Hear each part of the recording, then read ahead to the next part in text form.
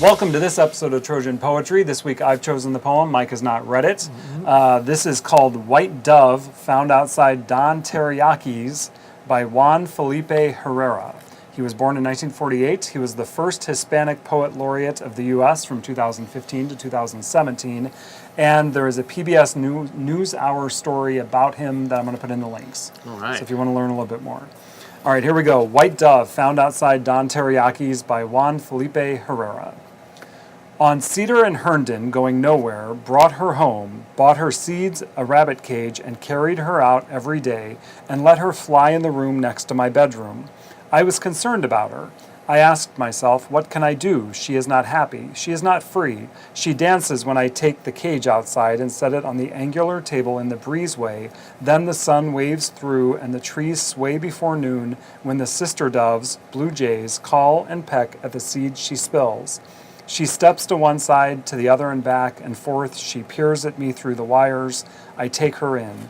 She purrs. She calls. If I release her, she is going to stumble, then Jack Hawk will shred her. So I'll keep her in the cage, I tell myself. Well, it's very stream of consciousness. Not any punctuation. Yeah, no punctuation. So yeah, I've only read it once. I liked how you read that because you were able to try and find some sentences in there, and I think obviously well, not obviously, but I think the conflict with this guy is the dove must be hurt in some way, right. And you don't know that until the end. Yeah, right? but yet she can fly. So I'm not sure what's going on. Maybe her wing is slightly broken or something. Mm-hmm. And he's torn because she wants to go free. He wants to set her free, but if he does, that's all she wrote for the white dove. And does he want to set her free? I don't know. I tell myself. He's self-aware enough to know that this is something he tells himself. So he's making himself, the dove makes him happy. He's not concerned with the dove's happiness. Right. And I was concerned about her. I asked myself, what can I do? She is not happy, right? And he knows what he should do. He should release her. But should he? Because then, like he says, she will stumble. Jack Hawk will shred her, so I'll keep her in the cage. Right? Honestly, the first thing that came to me is when he lets her fly in the room next to his bedroom. How does he catch her again? I've had a bird, and eventually they just kind of settle, and you can. Well, this is a wild bird. I guess ours. We had parakeets. Okay. They kind of settle, and you kind of put your finger, and they'll kind of step onto it. Oh, no comment. And then you can kind of move them. Take them back. Yeah. So what did you think, John? It's kind of a story. I like the twist at the end where the narrator seems to become self-aware that maybe keeping this bird isn't the best. And I guess as I was reading it just now, I was kind of thinking like, it's kind of like a relationship, like with maybe a child or with maybe a wife who's unhappy, who he's like trying to hang on to, or like you love something like that.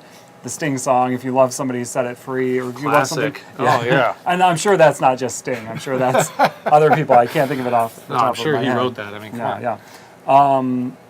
So I don't know, and the stream of consciousness kind of, I'm curious about why that choice was made.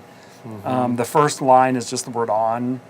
And as I was watching the NewsHour story, I think it was in the NewsHour story, he talked about how even when there were spaces, the air, the breath was important, right? So I was trying to think as I was reading, like, okay, what does this pause or this gap mean, or how does it become important? Because there are a few, right, where they're just very short lines. What can I do? I take her in on.